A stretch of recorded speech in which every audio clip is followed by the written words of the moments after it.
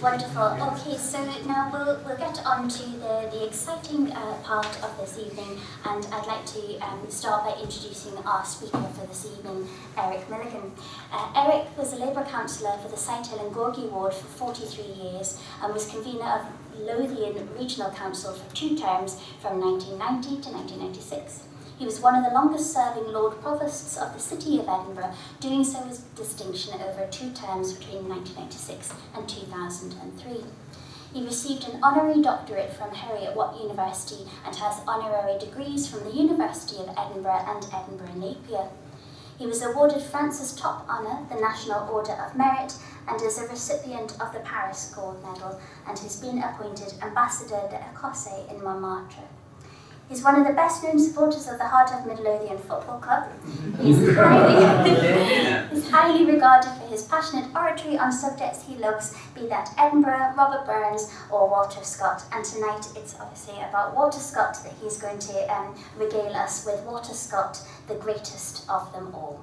Thank you very much for being here, Eric, and over to you.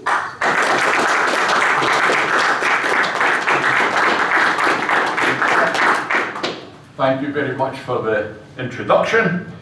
It's all true. I've been around a long time.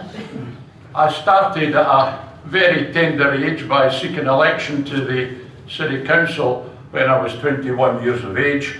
I'm still a young boy, but that was a very long time ago. And I have lived, I think, in many ways, a charmed life. I'm very proud of being born and brought up in Edinburgh. I've known about Walter Scott all my life. I'm mindful of the fact that some of you here will be experts on Scott. I am not a Burns scholar, I am an Edinburgh artisan, but what I want to say to you is the impact that Walter Scott has had on me and things that I have been involved in, the appreciation of the important place that he has played and continues to play within the City of Edinburgh. And indeed, this very club where we are is a club that Walter Scott was a member of. And in coming here, I'm mindful that it might be nigh impossible to say something that you haven't heard before. It rather reminds me that on occasions when I was trying to confide in my mother, she often would say to me, "Oh, I know that, Eric. Tell me something I don't know." Well, I've got a bit of that feeling, that sense of apprehension, because most of you will know as much, if not more, about Walter Scott than me. But I always think it's not a bad thing when you first make your address to try and generate a bit of interest in the audience by either surprising them or shocking them. And I'm going to give you a quote from one of Edinburgh's other great literary figures, a very much a contrasting figure from Sir Walter Scott. And I refer, of course, to the poet whose parents came from Ireland, and he came as a person in his mother's body, she was pregnant when she arrived in Edinburgh. He was born in Edinburgh in 1830. His name is William Topaz McGonagall. He didn't stay in Edinburgh for very long. He travelled around Scotland, but what is nevertheless true is that he got into a little bit of controversy in Dundee, so he decided there and then that I will return to the city of my birth, Edinburgh. He came back to Edinburgh, he stayed in Edinburgh in a flat just at the back of the quad at the university. He died in Edinburgh, and of course he was laid to rest in Greyfriars Courtyard. And by all accounts, his last few years in his life, he enjoyed very much being in Edinburgh. Many of his poems, I don't think they managed to get any awards, but they're interesting nevertheless. Beautiful Edinburgh. Beautiful city of Edinburgh, where the tourist can drown his sorrow by viewing your monuments and statues fine. during the lovely summertime. I'm sure it will get his spirits cheer as Sir Walter Scott's monument he draws near, that stands in East Princes Street, among flowery gardens fine and neat, and Edinburgh Castle is magnificent to be seen, with its beautiful walks and its trees that are so green. Well, I don't think it'll get a great award, but you know what I think is interesting about it? That in arguing what a beautiful place Edinburgh is, he actually puts the Scott Monument before Edinburgh Castle. Just think about it. And all the people, either if they live in Edinburgh, if they're Edinburgh people, or if they're visitors that come to the city, they're always going to come around the Princes Street area, and the one thing for sure, they are not going to miss the Sir Walter Scott Monument. And it's there as a presence, and Edinburgh certainly at a particular period in its time believed it was the biggest monument to any literary figure in the world. Now it may have been subsequently challenged by some figure elsewhere, but that's what it was, and Edinburgh was making a very clear statement when it constructed it all those years ago. And I, as an Edinburgh guy, am rather proud that the #1 statue, the #1 monument in Edinburgh is not to a king or a queen or an emperor or a military figure, it's to a man of letters. And I think all of us in Edinburgh should be enormously proud about that. But it isn't just about the Scott Monument. If you look at the skyline from the balcony of the New Club, you look right across to the National Monument that stands on Carlton Hill. He was instrumental in establishing the annual monument in Carlton Hill. It's interesting in some ways. Today we've all been gripped by the stories about what took place 80 years ago when the Allied forces invaded Europe. Well, Walter Scott's lifetime was in a sense the opposite, because they were paralysed with fear that the French were going to invade us. And his lifetime coincided with the French Revolution and of course the Napoleonic Wars. And courtesy of Nelson and Wellington, of course, the French invasion never actually happened, and the National Monument that stands there, which owes so much to Walter Scott, is a memory of those who served in the forces, keeping the French at bay, who were Scots. And I suppose in its day when that was done, it would have been quite a controversial thing to do, to have a national monument in Scotland, as distinct from, because it was obviously the United Kingdom, the national efforts against them. He was also the person that everybody knows organised George IV's historic visit. He was involved very much in the formation of Edinburgh Academy. Not only was he involved in the establishment of Edinburgh Academy, he even fell out with some of his Whig friends, because Scott was a great Tory, as you all certainly will know, because Scott had their own view about the kind of machinations that was going on with regards to who was going to be the first headmaster. And it was Scott that insisted on getting his man in the position, which in fact he did do. Heriot-Watt University, one of the great universities, and I'm very proud to have received an Honorary Doctorate from Heriot-Watt. In its early days, it goes right back to the establishment of a School of Arts in Edinburgh, a Mechanics Institute, and why should ordinary working class artisan men have no formal education beyond a primary or secondary school? Walter Scott was one of the champions of it, and indeed he himself was a great champion of the idea that it's a good thing to spread education to a wider section of people. If you look at the number of public houses, we've got the Antiquary, we've got the Kenilworth, we've got the Abbotsford, we've got Waverley Station, you've got the Old Waverley Hotel, you've got Heart of Midlothian Football Club, you've also got the swimming club in Edinburgh called the Heart of Midlothian Swimming Club. All of these names are all connecting with Sir Walter Scott. So he is well remembered in Edinburgh, that's for sure. And you would have to be a strange person that spent any time in Edinburgh without coming in some ways in contact with the history of the city or the place that Walter Scott holds within it.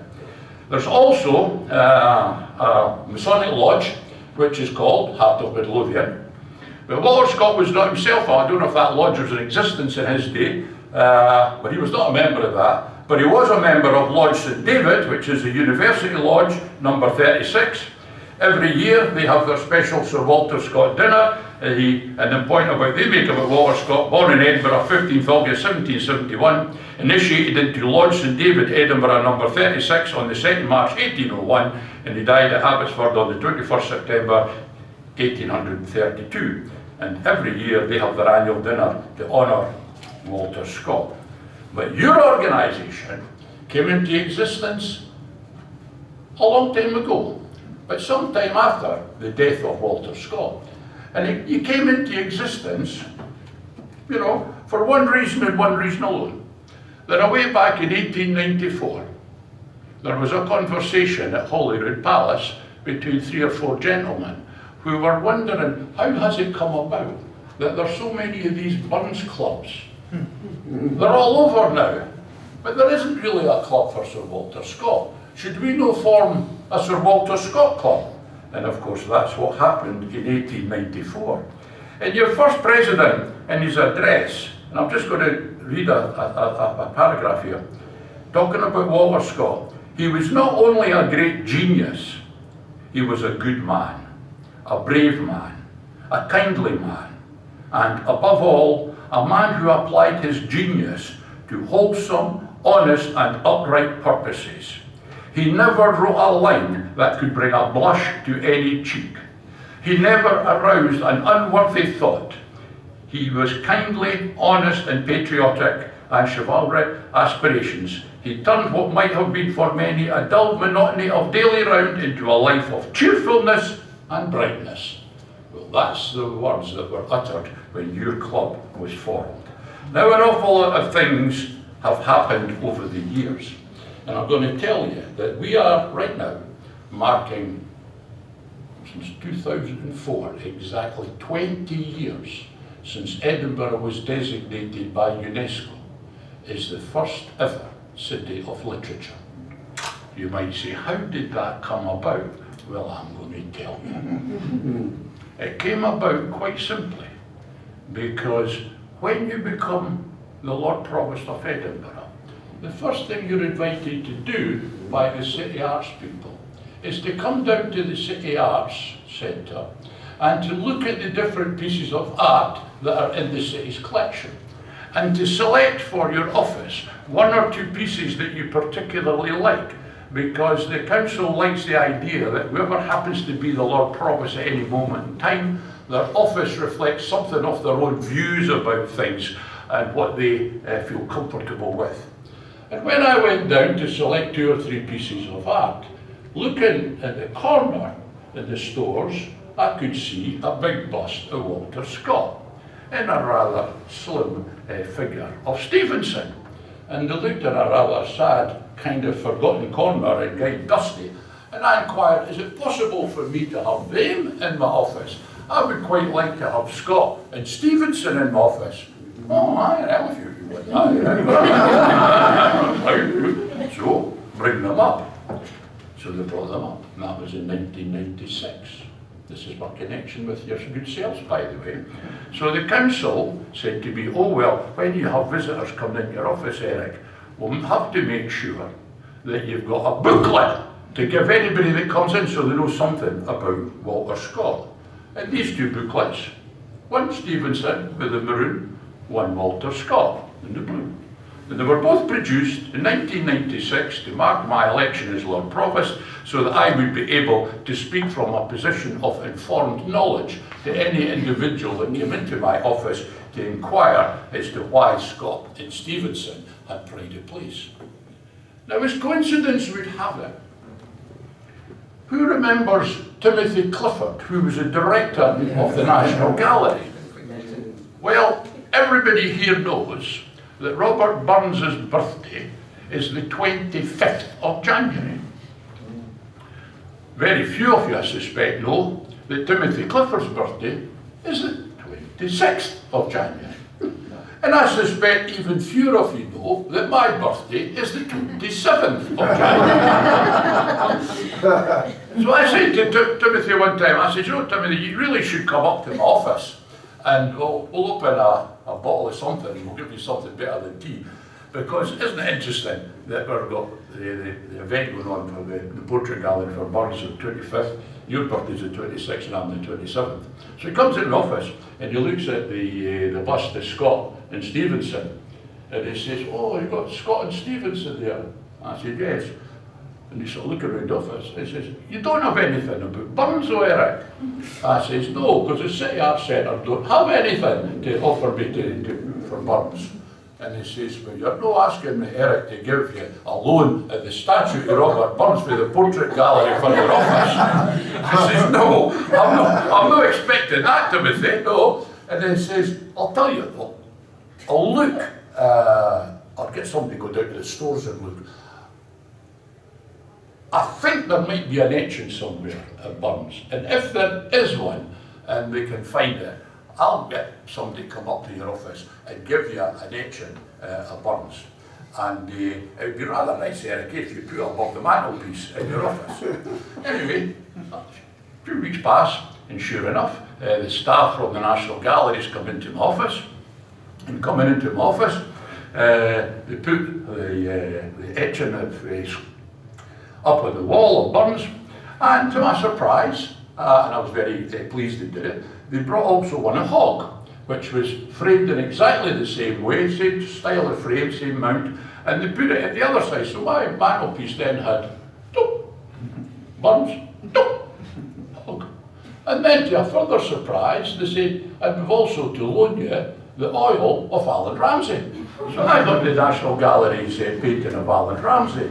And then he said, and the final thing we've got for you is the National Gallery's painting of Robert Ferguson. So I had Robert Ferguson, go through it all. I mean, just think, on my office, anybody coming in, sort of looking all around, there's Burns, there's Scott, there's Hogg. Anyway, as a bit of time passes, the Director of Culture of Edinburgh, his name's Herbert Coots, and he came into my office, and he was absolutely gobsmacked when he saw, because obviously he was unfamiliar with the National Galleries collection that were in display in my office, but putting it all together, it says, Eric, only you would get the National Galleries to loan you pieces of art, only you, Eric. And it says, it really is wonderful to bring people in, and it's great, Eric, that you've done this. He reflected on it, and he came back to me and he says, you know, Eric, the more I think about it, you know how we've got World Heritage status for the old town and the new town. Nobody has got UNESCO designation as a first city of literature.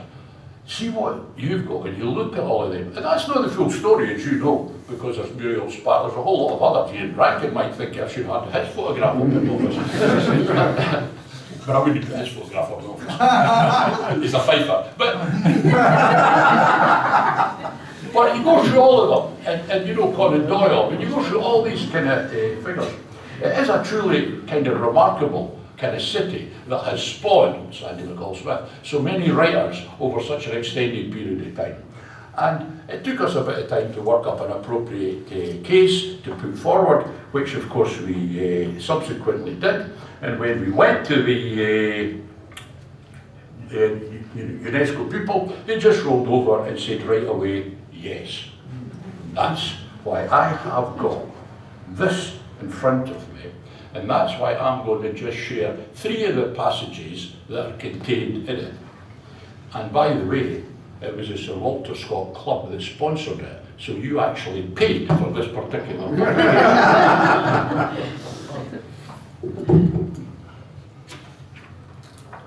It was about the end of 1817 when one of the most interesting buildings in Edinburgh was about to be demolished. This was no less a place than the old toll booth in the High Street, a grand but gloomy old building. It was quite a scene. A large crowd had assembled, and among them was Walter Scott. Recognising my father, the painter Alexander Naismith, he stood by him while both awaited the ponderous crash. Sir Walter was still the great unknown. When his Heart of Midlothian was published in the course of the following year, it was pretty well known that he was the author of that fascinating novel. Sir Walter got the door and the key as relics for his house at Abbotsford, James Naismith Autobiography. Nice words indeed. The heart of Midlothian. Such an important name. Is there any other football club in the world that has a name as romantic as Edinburgh's football club? The heart of Midlothian. I want to, because you all know this anyway, the Walter Scott, because of the financial situation, his life was turned upside down for financial difficulties. And I would just want, it's quite a lengthy passage, but it's certainly worth the reading, by Lord Coburn, about the shock that went through Edinburgh when Walter Scott found himself in the difficulties. The opening of the year 1826 will ever be sad to those who remember the thunderbolt which then fell on Edinburgh in the utterly unexpected bankruptcy of Scott, implying the ruin of Constable the bookseller and of Ballantyne the printer. If an earthquake had swallowed half the town, it would not have produced greater astonishment, sorrow and dismay. Ballantyne and Constable were merchants, and their fall, had it reached no further, might have been lamented merely as the casualty of commerce. But Sir Walter, the idea that his practical sense had so far left him as to have permitted him to dabble in trade, had never crossed our imagination. How humbled we felt when we saw him, the pride of us all, dashed from his lofty and honourable station, and all the fruits of his well-worked talents gone. He had not then even a political enemy. There was not one of those whom his thoughtlessness had so sorely provoked who would not have given every spare farthing he possessed to retrieve Sir Walter. Well do I remember his first appearance after this calamity was divulged, when he walked into court one day in January 1826. There was no affectation and no reality of facing it, no look of indifference or defiance, but the manly and modest air of a gentleman, conscious of some folly, but of perfect rectitude, and of most heroic and honourable resolutions. It was on that very day, I believe, that he said a very fine thing. Some of his friends offered him, or rather proposed to offer him, enough money as was supposed to enable him to arrange with his creditors. He paused for a moment, and then recollecting his powers said proudly, "No, this right hand shall work it all off." And the other passage from this booklet that was produced in 1996, and I want to just, why we've got a Scott monument, and just think, it was only 2 weeks after his death. Usually, when someone dies, you've got to wait a little while before people come around to the view that it was a great figure and it ought to be remembered. But 2 weeks after his death, public memorial to the memory of Sir Walter Scott, at a very numerous meeting of noblemen and gentlemen, called by the public advertisements and held in the Assembly Rooms, George Street, Edinburgh, on Friday the 5th October, the Lord Provost in the chair. It was moved by the Duke of Buccleuch, seconded by the Earl of Rosebery, that this meeting is impressed with sentiments of the highest admiration of the genius and talents of late Sir Walter Scott, whose matchless works have carried his fame into the remotest regions of the civilised world, and have reflected on the literature of his country, a glory which seems destined to be as durable as the language in which they are written. It was thereafter moved by the Lord Advocate and seconded by Professor Wilson that this meeting, in accordance with what they believe to be the general wish and hope of his countrymen, are of the opinion that a public memorial should be erected in the metropolis of Scotland to the memory of Sir Walter Scott on a scale worthy of his great name, and fitted to convey to future times an adequate testimony of the estimation in which he was held by his contemporaries. And that's why we're here, and that's why there's a Sir Walter Scott Club, and that's why I'm addressing you. Now you might think, is that not enough from you, Eric? No, it's not enough. Not by a long stretch is it enough.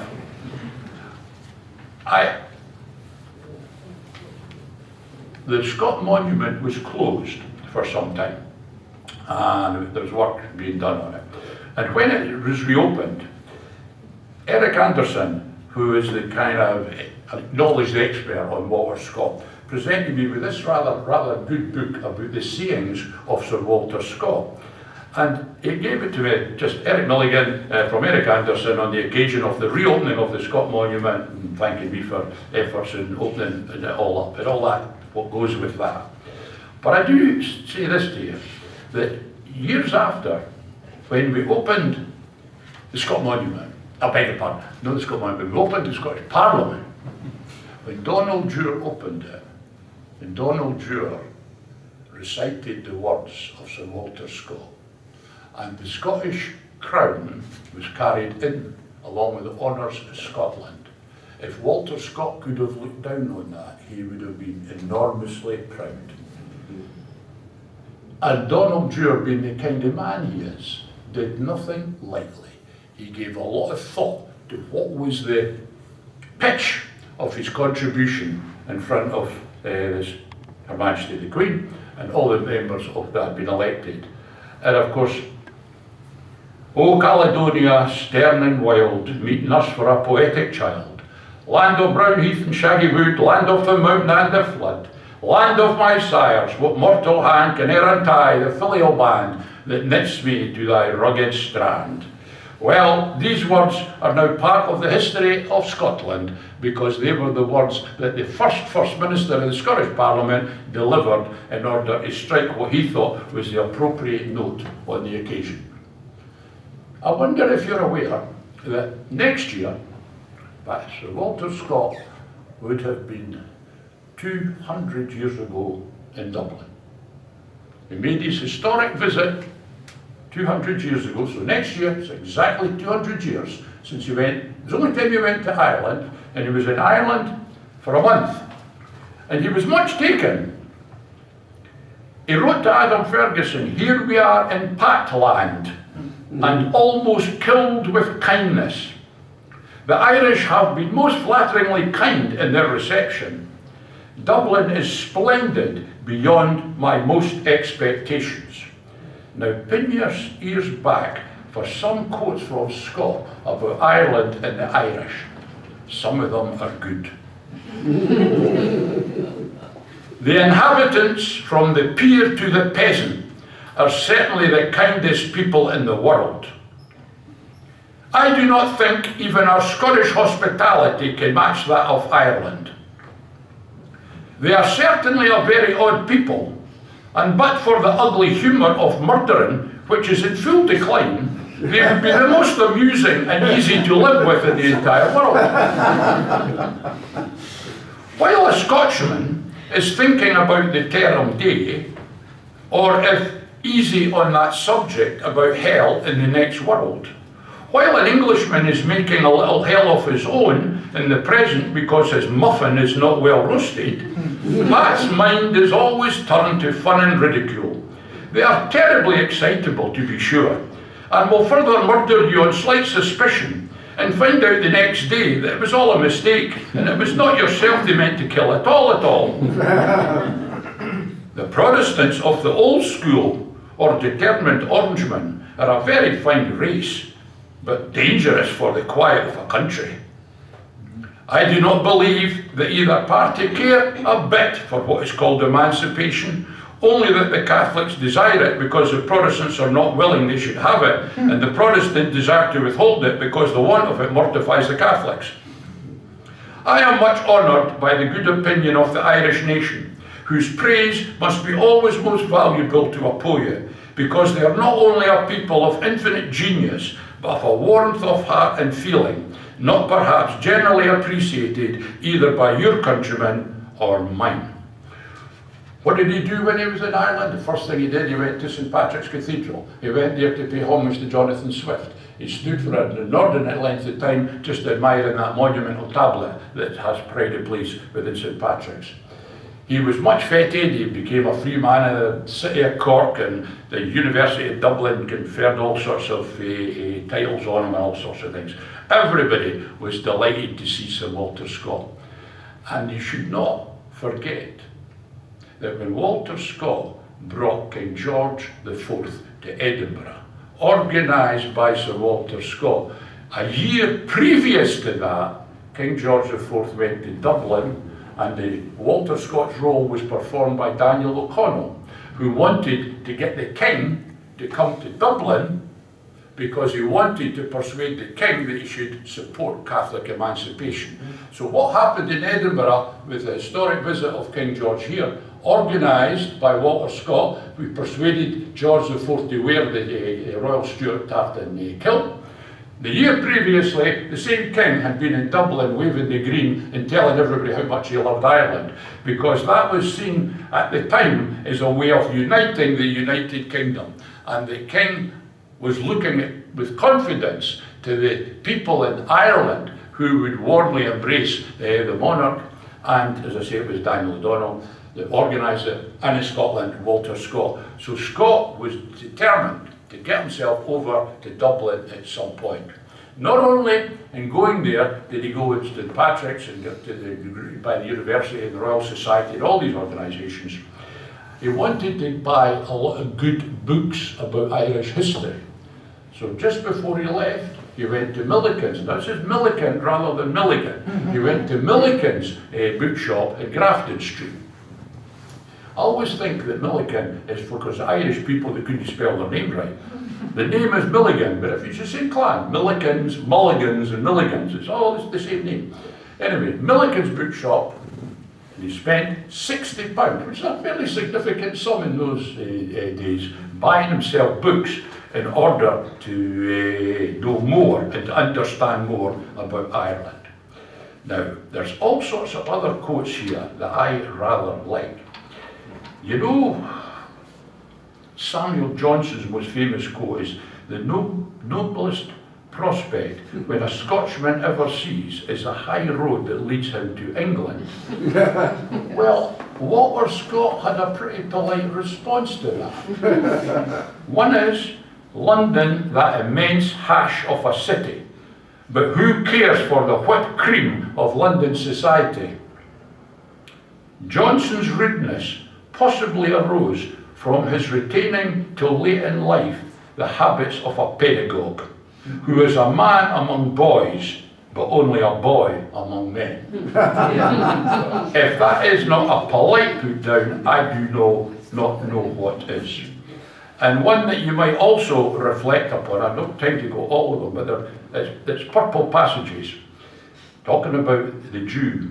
The Jew had upon his side the unyielding obstinacy of his nation, and the unbending resolution with which Israelites have been frequently known to submit to the uttermost evils which power and violence can inflict upon them, rather than gratify their oppressors by granting their demands.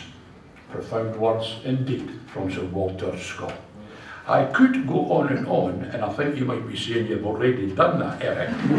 But I do, I missed out the bit about Burns. This club came into existence because of the feeling that there's too much celebration of Burns and not enough about Scott. I think part of the reason for that, part of the answer to that, is that when Burns came to Edinburgh, he met Walter Scott. He probably didn't think that was a particularly significant event, and his visit to Edinburgh was probably the most important thing that happened to him when he came to Edinburgh, was meeting a young boy called Walter Scott.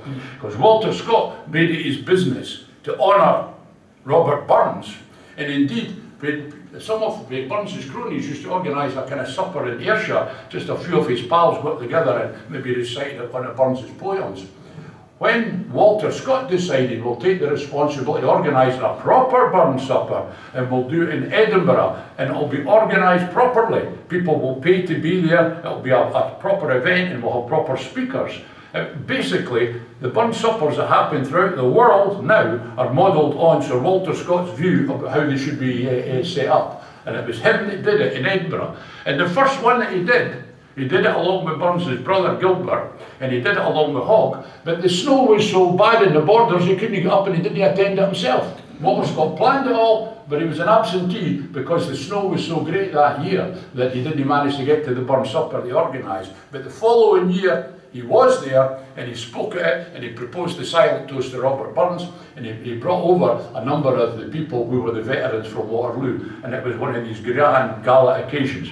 So he had an awful lot to do with making Burns so well known. And also, long life to thy fame and peace to thy soul, Rob Burns. When I want to express a sentiment which I feel strongly, I find the phrase in Shakespeare or thee. So it was Walter Scott that elevated Robert Burns to the same level as Shakespeare. I saw that distinguished poet only once, and that many years since, but Burns was so remarkable a man that his features remain impressed on my mind as I had seen him only yesterday. Burns, I once dined in company with him and remember well the flash of the dark brown eye. I think his pictures are not like him. There you go about the extent to which he himself, Walter Scott, created something about Burns. And what was that meeting? In the spring of 1787, there took place in the house a unique event in the literary history of Scotland. Professor Adam Ferguson, who was then the occupier of the house, had invited Burns to one of his literary diners, attended by Professor Dougal Stewart and other distinguished Edinburgh citizens. Present among the guests was young Walter Scott, then 16 years of age. This is the only occasion on which these two literary giants were ever to meet. Hanging on the wall in the dining room was a picture of a soldier lying dead in the snow. On one side stands a grieving widow with a child in her arms. On the other, a dog in abject misery. Underneath were inscribed some verses beginning, "Cold on Canadian hills, on Midden's plain, perhaps the parent wept, her soldier slain." Scott wrote later that Burns seemed much affected by the print, or rather the ideas which it suggested to his mind. He asked who had written the lines. According to Scott, no one seemed to know other than Scott himself, who explained that they were contained in a long-forgotten poem called Justice of Peace by Langhorne. It is said that Burns looked intently at the young Scot and remarked, "You will be a man yet, sir." He did indeed become a man, and that simple greeting, those few words, elevated Robert Burns' profile enormously because of his association with Sir Walter Scott. He met many famous people when he came to Edinburgh. Edinburgh were rather attracted to Robert Burns. Indeed, the university principal, William Robertson, spoke very warmly about him and greeted him, and so did the professor of Greek and many other great figures at the time. But it was really the meeting with Walter Scott that was the one that really mattered. Now, I'm conscious of time, and I know there's catering people who are wanting to come in here at some point, but I just want to move more up to the mark of where we are in our present world. I don't know how many of you would recognise this book. You probably, if your eyesight's good enough, you'll see it's Jack Kennedy. Jack Kennedy, The Education of a Statesman. Now, I don't know if you're familiar with this book. I picked it up some years ago, and I was delighted to read a lot of what it contained. And I want to share something of it with you.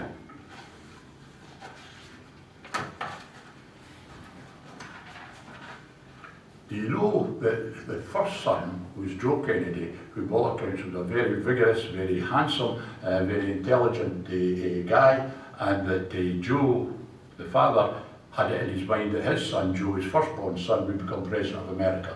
Unfortunately, he was killed just at the very tail end of the Second World War, so that the person who was seen as the person who was going to become president wasn't there, and of course Jack Kennedy went on to become the president, fulfilling what was really set out for his elder brother.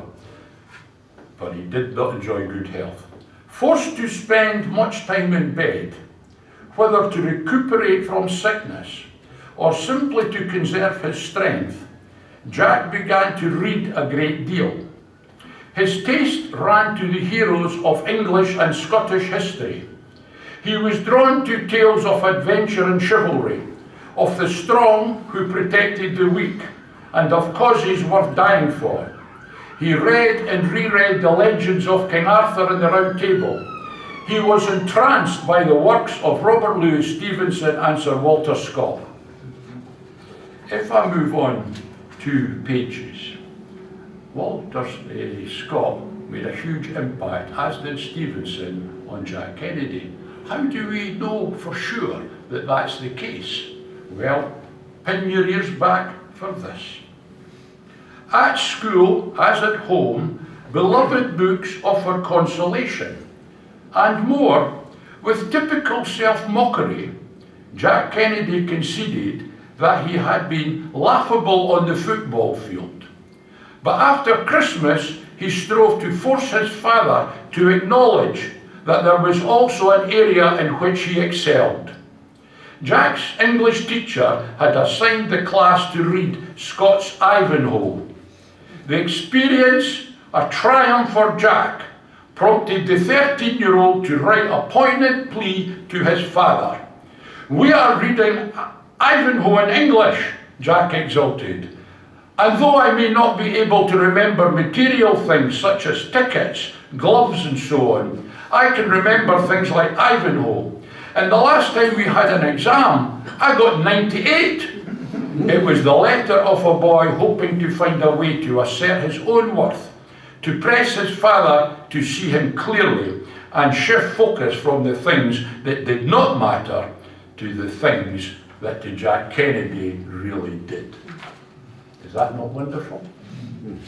Now, as we know that there was the assassination, and as we know, 18 months after the assassination of Jack Kennedy, Her Majesty the Queen decided that there would be a memorial to Jack Kennedy, and that she designated 3 acres of ground at Runnymede, where the democracy in our country was established with the Magna Carta, where the barons met with the monarch.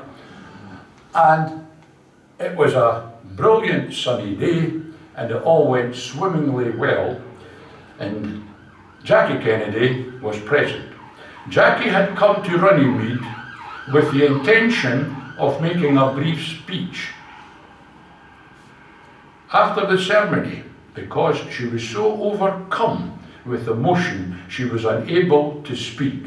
But after the ceremony, she released a statement to express gratitude to the British people and to offer a last word on their country's influence on President Kennedy.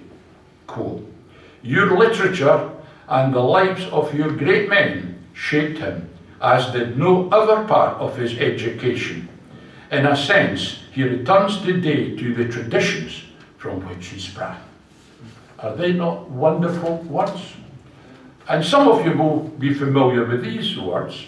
And those of you who know me well and have been in my house know that I've got them framed up in the wall in my study, along with the bust of John Kennedy. But just listen to these words about in praise of people of letters and poets. "When power leads man towards arrogance, poetry reminds him of his limitations. When power narrows the areas of man's concern, poetry reminds him of the richness and diversity of his existence. When power corrupts, poetry cleanses, for art establishes the basic human truths which must serve as the touchstone of our judgment." Wonderful words, and it connects Jack Kennedy, Walter Scott, and other great literary figures. And the final thing I'm going to say to you, that most of the literary figures that got to know Walter Scott held him in high regard, but some of them expressed them in different ways. I want just to remind you of what Jane Austen says. "Walter Scott has no business to write novels, especially good ones. It is not fair. He has fame and profit enough as a poet, and should not be taking the bread out of other people's mouths. I do not like him, and do not mean to like Waverley, if I can help it, but I fear I must."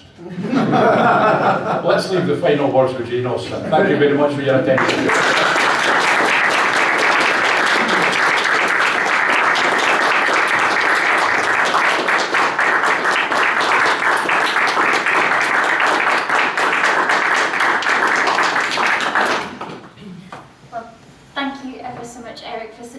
Profoundly personal and wide-ranging talk all about Scott and the impact that he's had on many literary figures. I think it's always wonderful to be reminded of, you know, the way that Scott is written into the city of Edinburgh, and the architecture, in the pubs, and the football clubs, and all those myriad of different ways, but also the way that Edinburgh produces something quite unique in that sort of literary output that continues to this day, and then to see how those connections expand from Edinburgh and much further afield has just been really fascinating. So thank you for exploring that with us. So I'd like to open the floor to questions from the audience.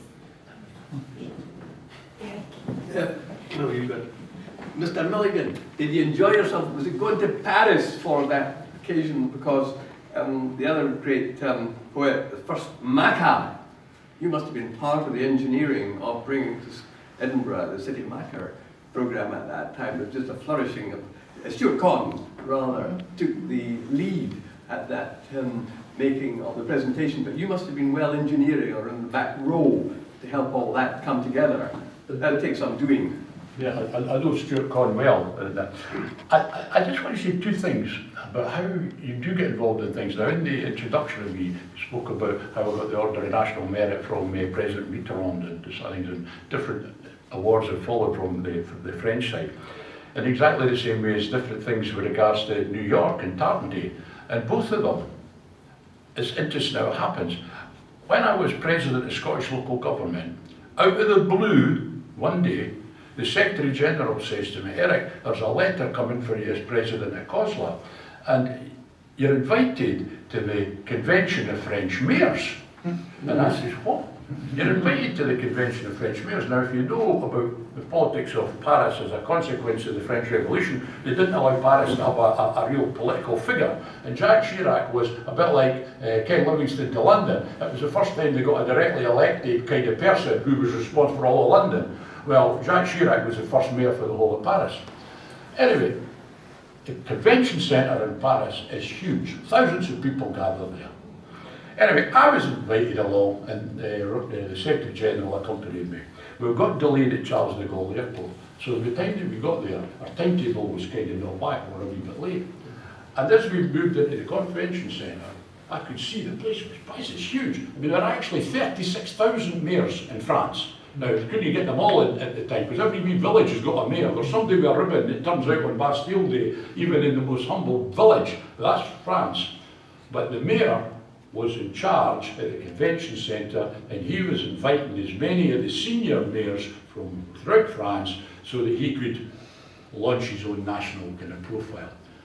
And as I looked in, and I couldn't see any empty seats, I said to Roy McKeever, because that's the chap who actually, we'll just slip away, we'll go for a lunch somewhere, nobody get any difference.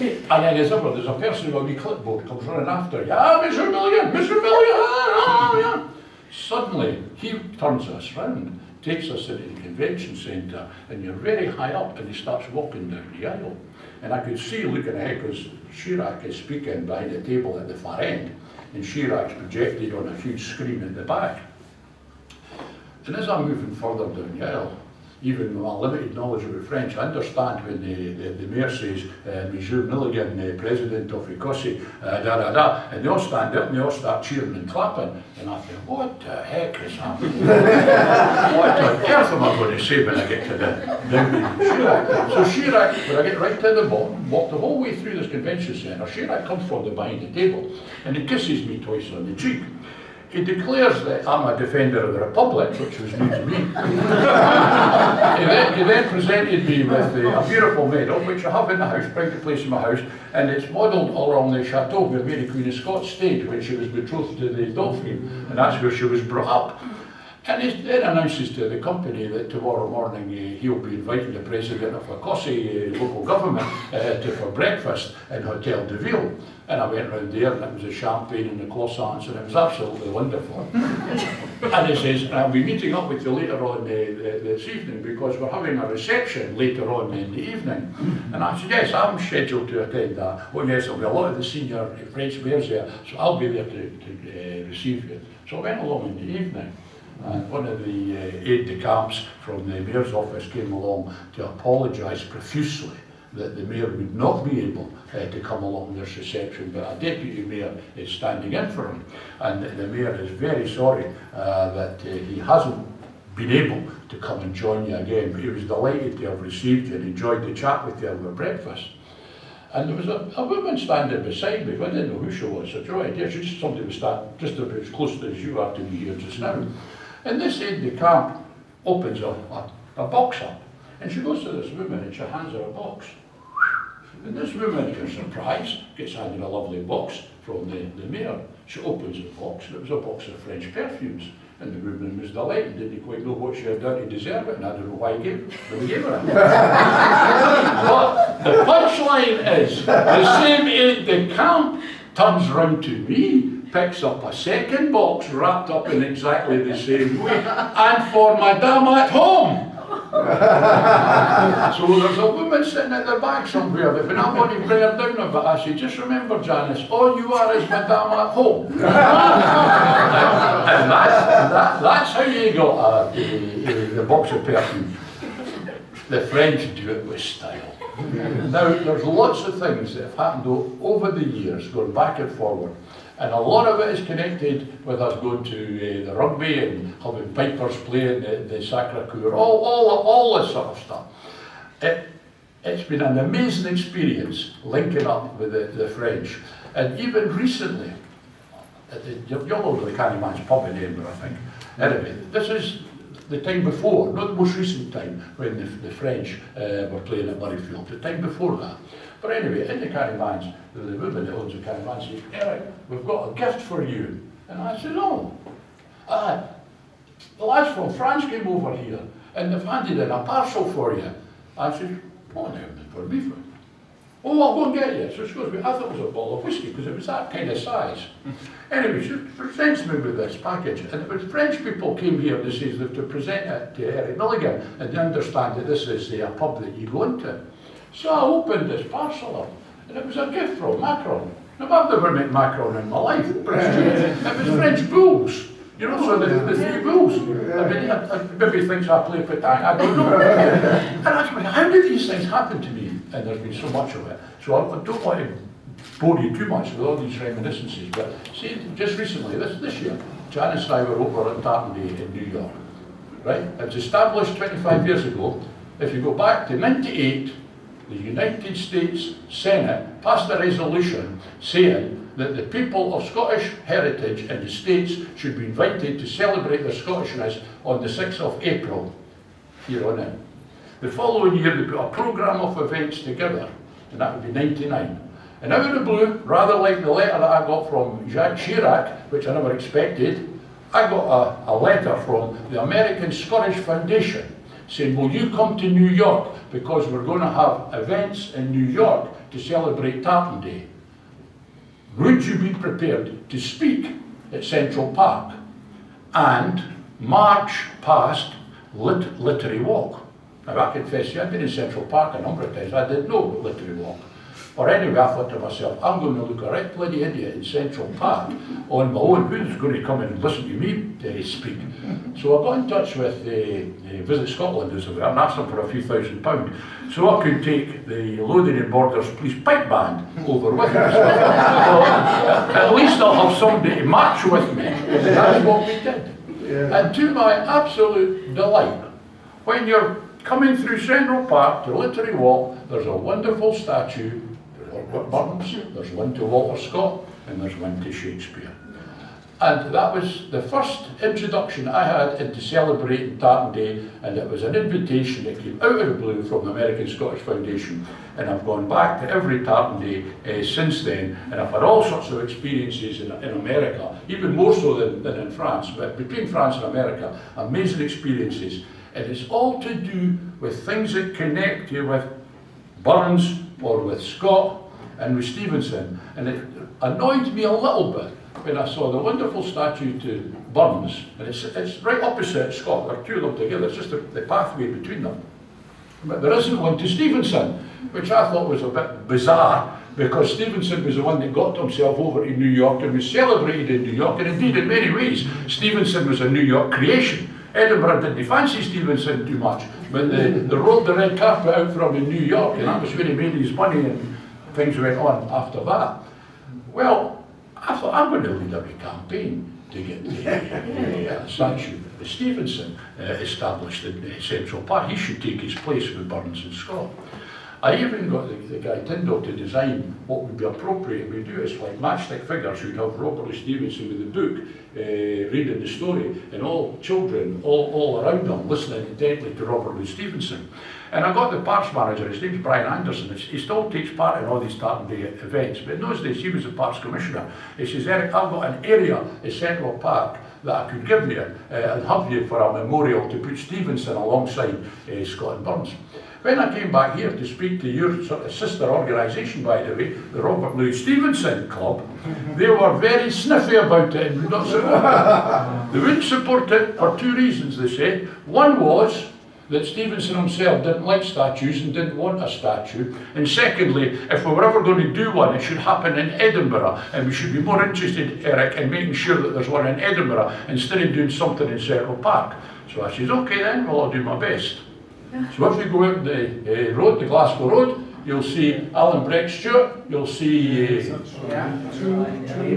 they're standing right at the front. In those days it was Scottish Brewers headquarters, it's now new fashionable housing. But David Balfour's there, the two of them, and it's looking towards Salton Hall. And the reason why it's looking at Salton Hall was I was a councillor for Salton Hall. That's why it's there. Looking across. I'm glad that the people that lived where the statue is didn't vote for me, because I wouldn't have got elected if I'd been the folk in Murrayfield. The people in Salton Hall that ensured that I got re-elected time after time after time. But that's why it's there. And then more recently, Ian Rankin unveiled one, because you probably know that Robert Stevenson, his maternal grandfather, was a minister in Collington Parish Church. So we've got a lovely statue of Robert Louis Stevenson outside Collington Parish Church. So we've got two. So this year, I went to see Brian Anderson again, and I said, is it still possible if I can raise the money to do something for Stevenson? And he says, Eric, I'm no longer the parks manager, but yes, I've still got influence there. If you want to pursue it, we'll maybe talk about it further. Now, whether I ever get round to do that, I do not know. But it is an interesting omission that the one guy that went to New York and was a sensation was Robert Louis Stevenson, but he's the one that doesn't have a statue at Central Park in New York. Anyway. Perhaps that could even be the subject of a further Scott Club talk. Do you ever have joint meetings with the Robert Louis Stevenson Club? Do you ever do that? Maybe you've a bad idea for you to do. The same kind of thing. This is we put these two together in 1996, and you know, there's a lot of good stuff in there as well about Robert Louis Stevenson. Anyway. And mindful also of just time to make sure we've got maybe time for maybe one more question, and then a further question could be. Here, can I tell you one other thing? Sorry, gentlemen, when you asked me about the French connection, do you know that establishing the Scottish Parliament, I wanted a head of state from another country, and I thought it would be appropriate, because of the old alliance, to get Jacques Chirac, who was then the president. And could you, the Scottish Parliament, look at dates and what would be appropriate? We got a date to please Chirac, but it never happened. Do you know why? The Scottish Parliament were agreeing to have Jacques Chirac address the Scottish Parliament before Her Majesty the Queen had opened it. Think about it. That's what happened. That's the level of incompetence that runs through the Scottish Parliament. Now, I sense there's a lot more to be unpacked here, so I wonder if we should reserve further questions for our drinks reception in just a few moments. Yes, but before we do that, I'd like to invite Lady Joyce Catlin to give a vote of thanks. Well, Eric, what can I say? You and I have known one another a long time, and I felt this evening I've got to know even more about you. And I think that similarities between you and Scott have become apparent. You're both embedded in Edinburgh. He was very proud to be part of Edinburgh, and I'm very glad that Edinburgh recognised that, and we have this giant Gothic skyrocket of a monument, which is the biggest monument to a writer in the world. We have a railway station named after him. And when I first came here, and I was English, very ignorant, and it's before I taught Scottish literature, which I knew nothing about at that time. And I was in the High Street, and there were people spitting on the ground. And I thought, how terribly uncouth. They're spitting on the ground. And I went, they're spitting on this heart. And you'll remember the days people used to spit on the heart of Midlothian. And I inquired about this, and I was told that it was because it was notorious as the site of the toll booth. And I loved the story you told about Scott having taken these treasures away and being inspired to write The Heart of Midlothian, which I think is his greatest book because it makes Edinburgh so alive. And you've made Edinburgh alive to us this evening, and you've made Scott in Edinburgh alive to us, and I have to thank you for that. It's a pity you had to refer to an obscure football club, but as you know, I'm a great Hearts supporter as well. And I went on to read The Heart of Midlothian, and it blew me away. And as you know, like you, Scott promoted Scotland. I mean, he was responsible for the rise in Scottishness at the time. I mean, he promoted Scott through Europe and all it went all around the world like it burns. And you promoted Scotland. I know you're a great supporter. I'm Tom, I know what work you've done. He was a generous man. You've been very generous this evening in sharing so much with us, which has been erudite and interesting, and I can't thank you enough. And it's been a pleasure, Eric, and can we all thank?